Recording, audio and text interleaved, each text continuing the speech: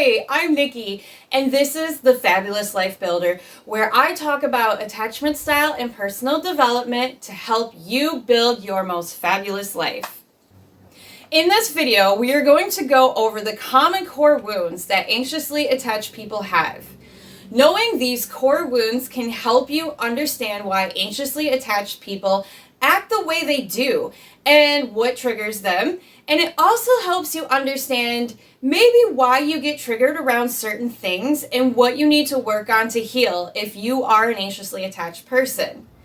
These are their fears that they carry very painful stories around that can greatly affect their actions and how they interact with people. One of the biggest core wounds an anxiously attached person will probably have is the I will be abandoned wound. AAs had a lot of actual or perceived abandonment in childhood and throughout their life. So they've learned and grown fearful that everyone leaves in the end. They have very painful stories around that they will be abandoned, and this can lead them to be people pleasers, not have good boundaries for themselves, and take on activating behaviors in an attempt to hold on to a person and prevent them from leaving. Now, this is not just physical abandonment, but also emotional abandonment as well.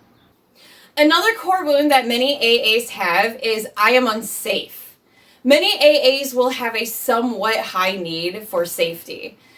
As you can imagine, if an AA has had experiences throughout their life where they are always abandoned, it can make them feel not so safe around people and relationships. But the other problem is that they also don't like to self-soothe and get their comfort from other people. They like to get their needs met through other people externally instead of through within themselves. So if you can picture having to rely on someone all the time to get your needs in life met and to always make yourself feel better, it can be pretty scary to also think that those people are going to abandon you and leave you on your own. Being left on your own also means your needs are not going to be met. So an AA, after being abandoned, or when they think that they're going to be abandoned, they start thinking, what now? What am I going to do? How am I going to get my needs met and move forward while being alone? It can also make them feel that the people around them are always unsafe, as they're always waiting for that big fear to happen, which is they're going to be abandoned. And this is a huge trigger for them. So I am unsafe and I will be abandoned go together. And if you start working on the core wound that has the biggest trigger, which is probably going to be I will be abandoned, then the other one, which is I am unsafe, will fall with it, kind of like a domino effect. The next core wound is I am alone.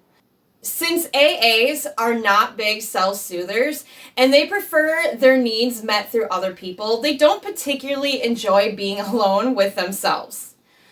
Say an AA had a really bad day at work and they get home and they want to self-soothe by ranting to somebody else about all the things that happened and what went wrong at work. They're thinking, gee, I just want someone to talk to because I had this horrible day. Now imagine that there is no one there. The house is empty. Or maybe their partner is too into their video game and doesn't want to talk and listen about what a bad day at work it was, and they're just not present. The anxiously attached person is going to be triggered and feel alone and not be able to self-soothe to make themselves feel better about that bad day at work. In fact, now being alone and having no one else to talk to is going to make them feel worse. They're going to get caught up in their mind in the storytelling of all these painful things of why they are alone, why no one is there for them, and why they had such a bad day at work, most likely making it mean that there's something wrong with them as a person. The next core wound is I am not good enough. Due to the strong fear of abandonment, anxiously attached people are big people pleasers. They're always trying to show their worth and they get it validated through other people. If they are rejected by somebody, then most likely they are going to make it mean that they are not good enough as a person. The rejection they feel could be the littlest things as well, such as they are not invited with a group of people, or they couldn't find someone to hang out with them on a Saturday night. If they were only good enough, they would have been included or had someone to hang out with them. If they were only good enough, they would have a partner and they wouldn't have been broken up with. It would also be for seeking approval in general at life. If only they were good enough, their boss would notice how good they are at their job that they're doing. Many AAs can be pretty critical in their internal dialogue, and without external validation, this core wound can easily be triggered.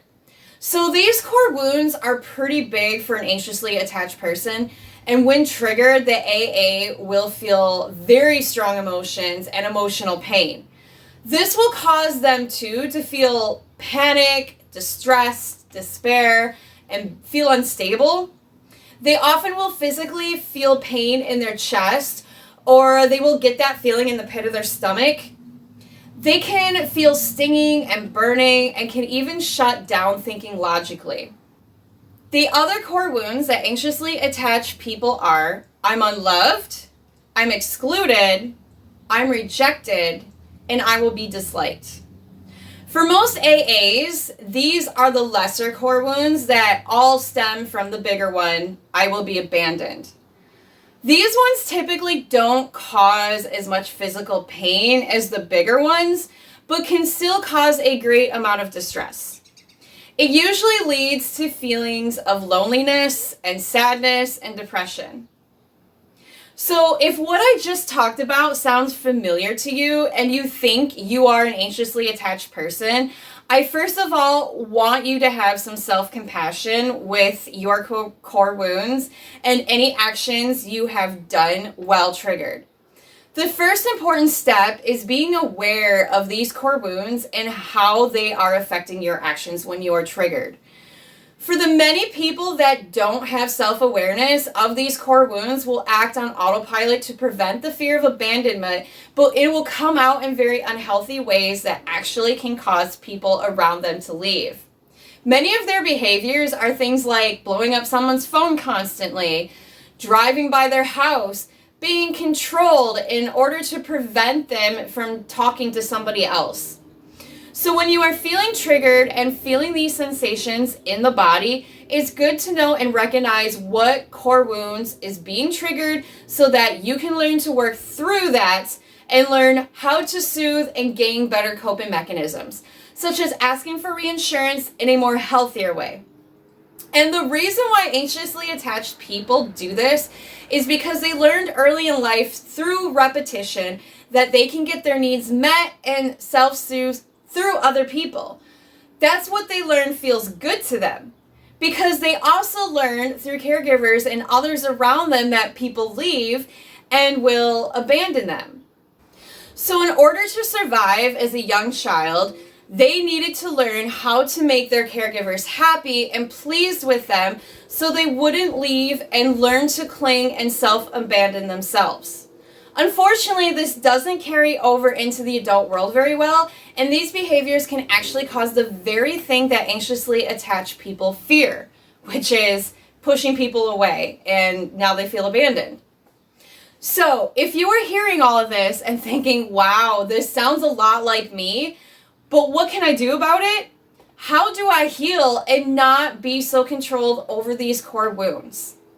You can DM me on Instagram at The Fabulous Life Builder to talk about one-on-one coaching with me, or you can subscribe to this channel to learn more information about attachment styles and personal development. If you have any questions about the anxiously attached style or core wounds, feel free to ask them in the comments below. And I also want you to make me one promise. Can you promise me one thing? So, promise me you will do one thing today that will move yourself forward into building your most fabulous life and what you think it looks like. Envision it in your head right now. How do you want your fabulous life to look? And do one thing to move yourself, even if it's just one step closer. All right, promise me? Okay, I will see you later.